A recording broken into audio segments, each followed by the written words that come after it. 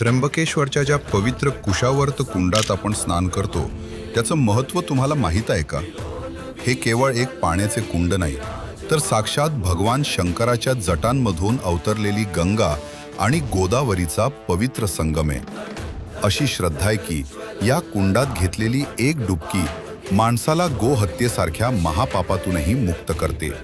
म्हणूनच जेव्हा नाशिक त्र्यंबकेश्वरमध्ये सिंहस्थ कुंभमेळा भरतो तेव्हा देशभरातील नागा संन्यासी आणि लाखो साधू संत सर्वप्रथम याच कुंडात शाही स्नान करण्यासाठी येतात. इतकंच नाही तर आपल्या पूर्वजांच्या आत्म्याला मोक्ष मिळवून देण्यासाठी नारायण नागबळी आणि पितृश्राद्धासारखे महत्त्वाचे विधी याच कुंडाच्या काठावर केले जातात. आपल्या संस्कृतीचा हा अमूल्य आणि पवित्र वारसा प्रत्येकापर्यंत पोहोचला पाहिजे.